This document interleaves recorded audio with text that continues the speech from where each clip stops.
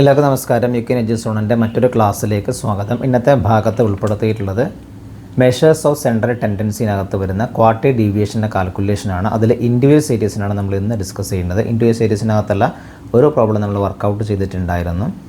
എല്ലാ ദിവസവും വൈകുന്നേരം 7 മണിക്ക് ചാനലിലൂടെ കോമേഴ്സ് ബന്ധപ്പെട്ട ക്ലാസ്സുകൾ ഷെയർ ചെയ്യുന്നുണ്ട്. നിങ്ങൾക്ക് ഇത് ഉപകാരമാവുന്നുണ്ടെങ്കിൽ മാക്സിമം ഫ്രണ്ട്സിലേക്ക് ഷെയർ ചെയ്യുമെന്ന് പ്രതീക്ഷിക്കുന്നു. അപ്പോൾ നമുക്ക് ഇന്നത്തെ ഭാഗത്തിലോട്ട് കിടക്കാം. ക്വാർട്ടർ ഡീവിയേഷനും കോയിഫിഷ്യൻ്റ് ഓഫ് ക്വാർട്ടർ ഡീവിയേഷനാണ് കാൽക്കുലേറ്റ് ചെയ്യേണ്ടത്. അപ്പോൾ അതിനകത്തുള്ള പ്രോബ്ലമാണ് ഞാനിവിടെ എഴുതിയിട്ടുള്ളത്. ഇതാണ് ക്വസ്റ്റ്യൻ എന്നാൽ 23, 25, 8 എല്ലാം ഇതാണ് ക്വസ്റ്റ്യൻ. ഇൻഡിവിജ്വൽ സീരീസ് ഉള്ളത്. ഇൻഡിവിജ്വൽ സീരീസാണത്. ഇത് 60 ആണ് കേട്ടത്. ഇൻഡിവിജ്വൽ സീരീസാണത്. ഇതിൻ്റെ ബേസിലുള്ള ക്വാർട്ടർ ഡീവിയേഷനാണ് കാൽക്കുലേറ്റ് ചെയ്യേണ്ടത്. ഇൻഡിവിജ്വൽ സീരീസിനകത്തുള്ള ക്വാർട്ടർ ഡീവിയേഷൻ്റെ കാൽക്കുലേഷൻ ആദ്യം നമ്മളതിൻ്റെ ഫോർമുല നമുക്ക് അറിഞ്ഞിട്ടുണ്ടാവണം. ക്വാർട്ടർ ഡീവിയേഷൻ കാൽക്കുലേറ്റ് ചെയ്യുന്നത് എങ്ങനെയാണ്? Quarter deviation equal to Q3 - Q1 divided by 2 ആണ്. ഇൻ്റർ ക്വാർട്ടർ റേഞ്ച് എന്ന് പറഞ്ഞാൽ Q3 - Q1 ആണ്. കോയിഫിഷ്യൻ്റ് ഓഫ് ക്വാർട്ടർ ഡീവിയേഷൻ എന്ന് പറഞ്ഞാൽ കാൽക്കുലേറ്റ് ചെയ്യേണ്ടത്. കോയിഫിഷ്യൻ്റ് എന്ന് പറഞ്ഞാൽ relative മെഷറാണ്.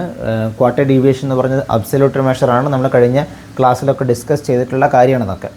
Q3 - Q1 divided by Q3 + Q1 ആണ് കോയിഫിഷ്യൻ്റ് ഓഫ് ക്വാർട്ടർ ഡീവിയേഷൻ എന്നുള്ളത്.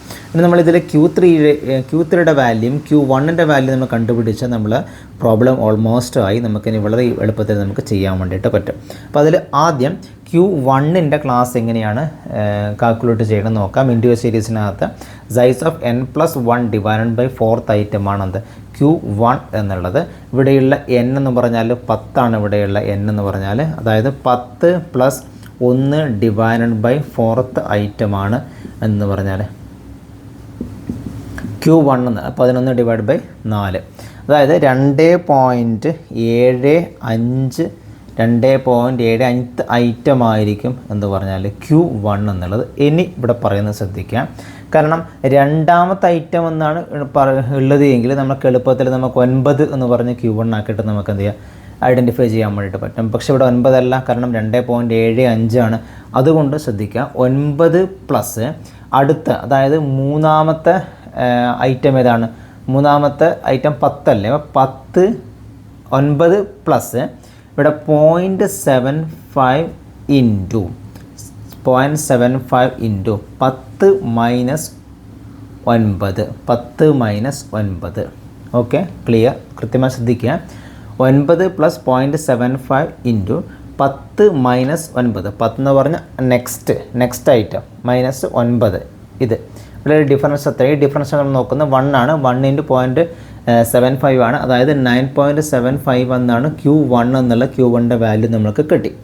ഓക്കെ, ഇനിയാണ് നമുക്ക് കാൽക്കുലേറ്റ് ചെയ്യേണ്ടത് Q3ൻ്റെ വാല്യൂ ആണ് ഇനി കാൽക്കുലേറ്റ് ചെയ്യേണ്ടത്. Q3ൻ്റെ വാല്യൂ കാൽക്കുലേറ്റ് ചെയ്യുന്ന രീതി എന്ന് പറഞ്ഞാൽ ഇവിടെ എന്താണ്? Size of n+1 divided by 4 into 3th ഐറ്റമാണെന്ന് പറഞ്ഞാൽ Q1ൻ്റെ വാല്യൂ എന്നുള്ളത്. ഇവിടെയുള്ള n എന്ന് പറഞ്ഞാൽ എത്രയാണ്? 10 ആണ് n എന്നുള്ളത്. 10 + 1 ഡിവൈഡഡ് ബൈ 4 ഇൻറ്റു 3 ഇതാണെന്ന് പറഞ്ഞാൽ Q3ൻ്റെ ഐറ്റം എന്നുള്ളത്. നമുക്കത് കാൽക്കുലേറ്റ് ചെയ്യുമ്പോൾ നമുക്ക് വാല്യൂ എന്നുള്ളത് കിട്ടുന്നത് പറഞ്ഞാൽ 8.25th ഐറ്റമാണ് എന്ന് പറഞ്ഞാൽ Q3 എന്നുള്ളത്. 8.25. ഇനി നമ്മൾ നേരത്തെ ചെയ്ത് അതേപോലെ തന്നെ 1, 2, 3, 4, 5, 6, 7, 8.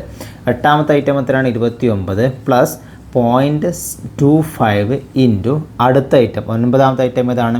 45 മൈനസ് 8ാമത്തെ ഐറ്റം ഏതാണ്? 29. അതായത് ഇവിടെ സംഭവം ഇത്രയേ ഉള്ളൂ. എട്ടാമത്തെ ഐറ്റം ആണെന്ന് പറഞ്ഞാൽ 29 നമുക്ക് എഴുതാം. 9ാമത്തെ ഐറ്റം ആണെങ്കിൽ 45 നമുക്ക് എഴുതാം. ഇവിടെ 8.25 ആയതുകൊണ്ട് ഈ ഡിഫറൻസിൻ്റെ 0.25. ക്ലിയർ? ഈ ഡിഫറൻസിൻ്റെ 0.25 ആണ് നമ്മൾ എന്ത് ചെയ്യുന്നത്? കാൽക്കുലേറ്റ് ചെയ്തിട്ട് എഴുതുന്നു. അതായത് അത്ര വരും 29 പ്ലസ് 0.25 ഇൻറ്റു 16. 0.25 ഇൻറ്റു 16 അതായത് എമൗണ്ട് വരുന്നത് 33 ആണ്. എന്ത്? Q3യുടെ വാല്യൂ എന്നുള്ള വരുന്നത്. Q3യുടെ എത്രയാണ്? 33 ആണ്.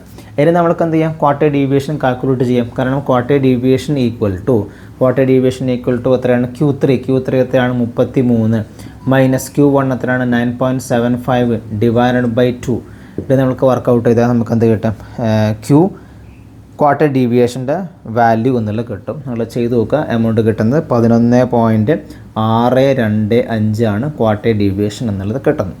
ഇനി ഇതേപോലെ തന്നെ നമുക്ക് എന്ത് ചെയ്യാൻ പറ്റും, ഇൻ്റർ ക്വാർട്ടൈൽ റേഞ്ചും കാൽക്കുലേറ്റ് ചെയ്യാൻ പറ്റും. ഇൻ്റർ ക്വാർട്ടൈൽ റേഞ്ച് ഞാൻ ഷോർട്ടാക്കിയിട്ട് എഴുതുന്നുണ്ട്. ഇൻ്റർ ക്വാർട്ടൈൽ റേഞ്ചാണ്.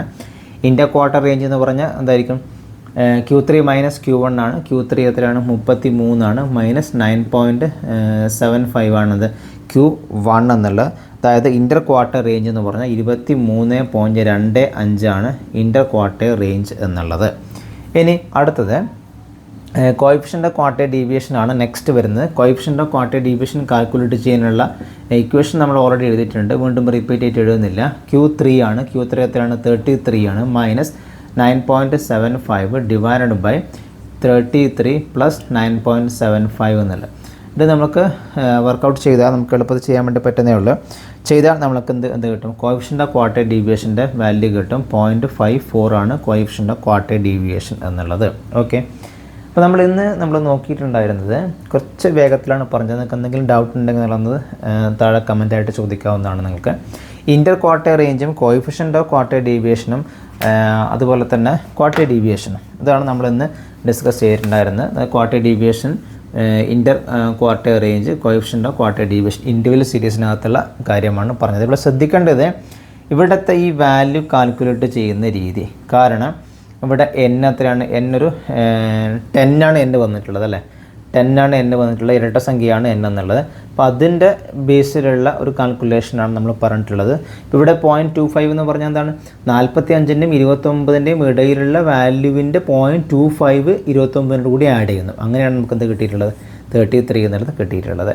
ഓക്കെ, അപ്പോൾ നമ്മൾ കോയിഫിഷ്യൻ്റ് ക്വാർട്ടർ ഡീവിയേഷൻ വരെ നമ്മൾ ചെയ്ത് കഴിഞ്ഞു. ഇതെന്ത് മെഷറാണ്, റിലേറ്റീവ് മെഷറാണ്. ഇതെന്താണ്, അബ്സല്യൂട്ട് മെഷറാണ്. Okay, clear. നിങ്ങൾക്ക് എന്തെങ്കിലും ഡൗട്ട് ഉണ്ടെങ്കിൽ നിങ്ങൾക്ക് താഴെ ഇതുമായി ബന്ധപ്പെട്ട ഡൗട്ട് ഉണ്ടെങ്കിൽ ചോദിക്കാം. മെഷേഴ്സ് ടെൻഡൻസിനകത്ത് വരുന്ന മുഴുവൻ ഭാഗങ്ങൾ നമ്മൾ കവർ ചെയ്യും. വൈകുന്നേരം 7 മണിക്ക് ക്ലാസ്സുകളുണ്ട്, കൊമേഴ്സ് ബന്ധപ്പെട്ട ക്ലാസ്സുകളാണ് ഷെയർ ചെയ്യേണ്ടത്. നിങ്ങൾക്കിത് ഉപകാരമായിട്ടുണ്ടെങ്കിൽ മാക്സിമം ആൾക്കാരിലേക്ക് ഷെയർ ചെയ്യുമെന്ന് പ്രതീക്ഷിക്കുന്നു. Thank you.